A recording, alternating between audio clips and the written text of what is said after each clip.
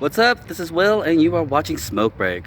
On today's episode, we are going to be talking to a local businessman. His name is Jonathan.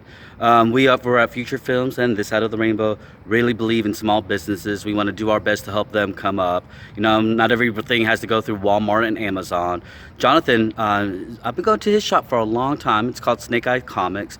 We've been friends for like literally over at least 3 years. We're going to take a little tour about his shop, and he has a little event coming up this weekend. So I hope you guys check it out. It's a little mini con, he calls it. He's going to talk a little bit more about it. But here's his shop and some of the posters and things that are going to go on here. All right, I hope you guys like it. He's located over on Cedar Bluff and Kingston Pike in Knoxville, Tennessee. All right, bye.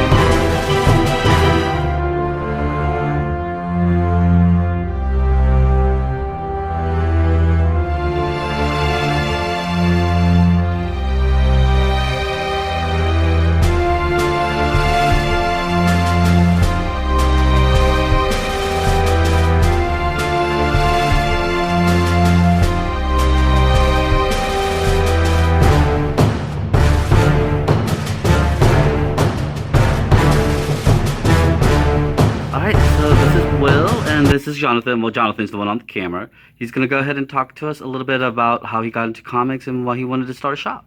Uh, that's a long-winded question, I guess. You want to start overseas? No, you're fine.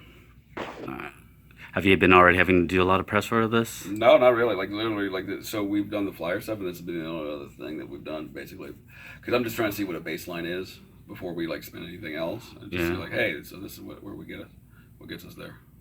Oh, cool, cool. And we are going to be okay. All right, so Jonathan, go ahead and let us know how you got into comics. So I was in a grocery store when I was about a year to 2 years old, and with my parents, obviously. And there was a Wolverine comic. It was X-Men #1, actually, the Jim Lee book with Wolverine and Iceman and Cyclops on the cover.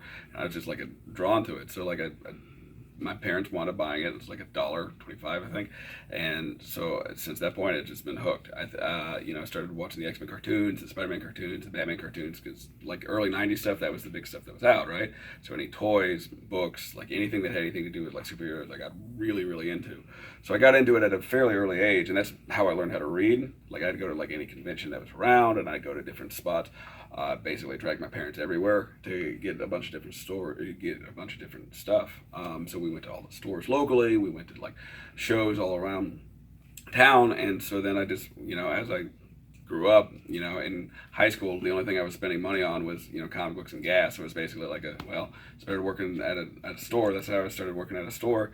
And then that store closed. I got my degree from college, and when the opportunity came to open up a spot, it's like, well, it's better to get a real job. So that's what wound up happening. That's how we wound up with a store. And so now we're trying out the convention scene. First time we're trying something out like that. And honestly, a large part of it's because it's like there's nothing like this stuff that was around when I was younger.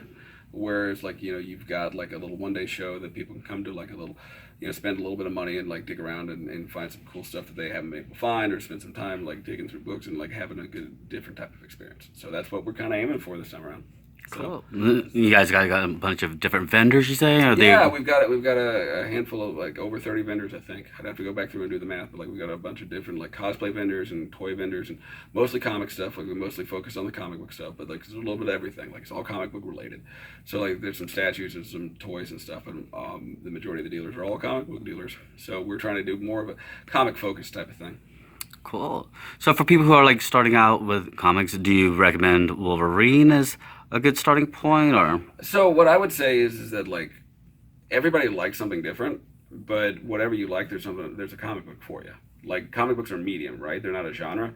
So there's a lot of superhero books that are out there, and there's a lot of different things that are out there. So like Bone is a great book for anybody of all ages, and that's a fantasy book. It's like Looney Tunes meets Lord of the Rings. Like that's a great book to read. There's a bunch of different stuff that's out there that you can try. So like if you like a genre, or if you like crime stories, or if you like stories about fantasy stuff or whatever you like, there's a comic book that's out there for you. So like I would say just try a bunch of different stuff.